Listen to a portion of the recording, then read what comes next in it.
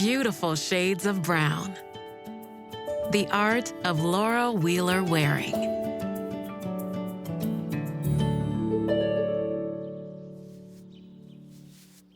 Laura loved the color brown. She loved her mother's chocolate-colored hair, her father's caramel coat, and all the different browns in the cheeks of her younger sister and brothers.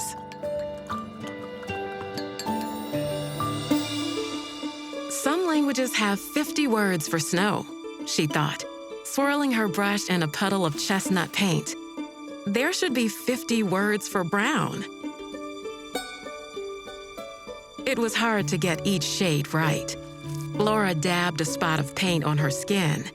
It didn't match at all. Not until she added some red and yellow. Maybe you didn't see brown in a rainbow, she thought.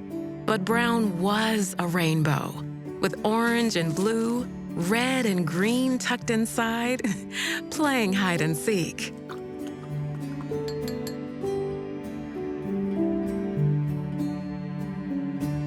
Laura spent hours mixing and blending, trying for the precise shade of the russet crinkles by her father's eyes and the coffee-colored creases in her mother's hands. She bribed her sister and brothers with peppermints to sit, while she tried to capture all their colors. One day, she dreamed, her paintings would hang in museums, and everyone would see how much color brown could hold. That was a crazy idea for a 10-year-old in Connecticut in 1897.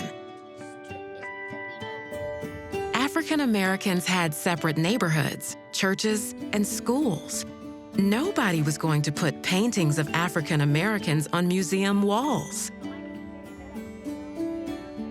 Laura was young, but she was determined.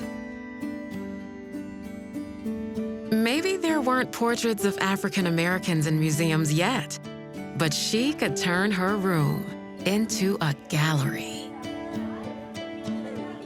At least there, her sister and brothers could see pictures of people with all different shades of brown smiling back at them.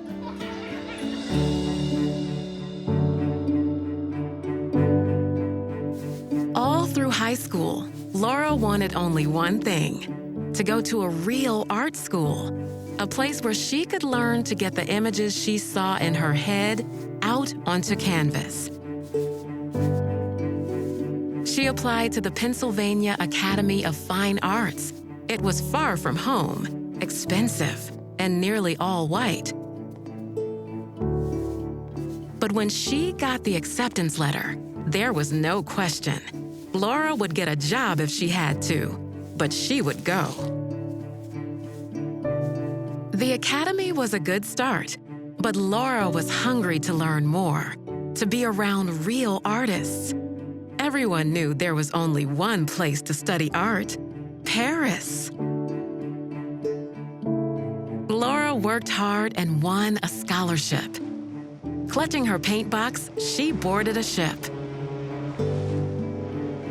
Just like at school, nearly everyone around her was white. But her sketchbook was filled with portraits of people she loved, with luminous brown tones she didn't want to forget. In Paris, Laura visited museums and studied the paintings of Monet, Manet, and Cézanne. She set up her easel in the Jeu de Paume and copied the green skin of Lautrec's singers, the blue faces of Matisse's women, the caramel bodies of Gauguin's Tahitians. All the different ways people could be painted reminded Laura of what she'd wanted from the start: to paint portraits like the people she knew, people full of beautiful shades of brown.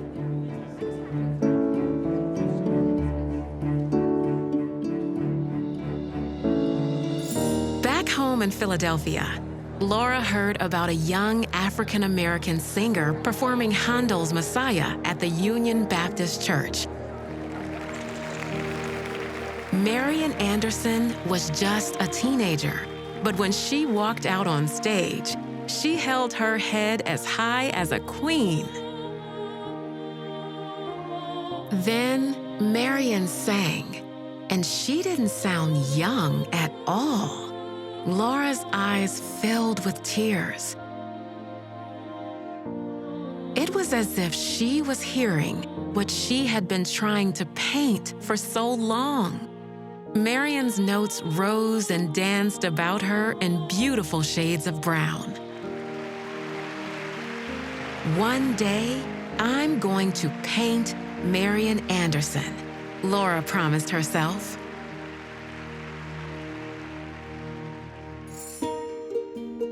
Paris had made Laura's painting more bold and confident. News spread about the remarkable artist whose subjects breathed on canvas. In 1944, the director of the Harmon Foundation told Laura they wanted to build a collection of portraits of important African Americans. Would Laura like to paint them? Yes, she would.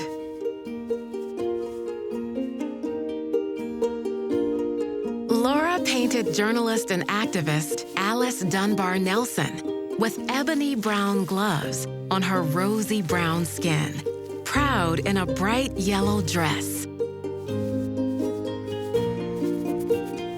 She painted Broadway lyricist and poet James Weldon Johnson, a dashing dark mustache on his sensitive face. She painted educator and writer W.E.B. Du Bois, wearing a warm brown suit and smoky topaz tie, holding sorrel-colored glasses.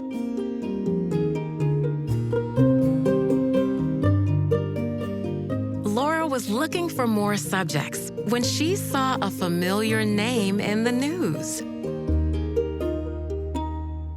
Marian Anderson had just been invited to sing at the White House, the first African American to do so. Marian's music was breaking down walls. Could a portrait by Laura break down walls too?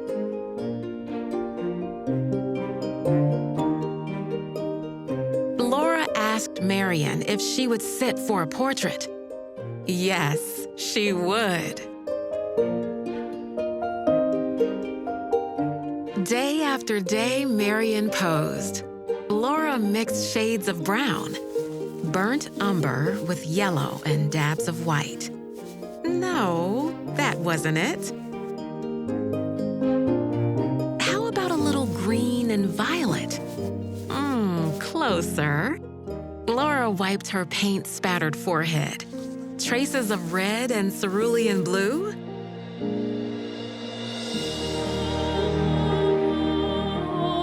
Laura looked at Marian and saw again the teenager singing so soulfully years ago. She heard again the music in all its beautiful shades of brown. She felt the melody travel down her fingers as she dipped her brush into the paints of her palette and found the exact luminous shade of Marian's beautiful brown skin, her gown, the room. Laura put down her brush. She held her breath as Marian studied the painting, hoping the great singer would see her spirit mirrored there. Marian smiled. Yes, she did. People flocked to see Laura's paintings as they traveled around the country. After the tour, the Smithsonian Institution in Washington, D.C., hung Laura's paintings in the National Portrait Gallery. Now her portraits weren't hidden in her bedroom, but hung in gilt frames on the walls of a real museum. Now everyone could see the rainbow shining through each tone of brown. And children, like her nieces and nephews, could see faces like theirs and how beautiful they were.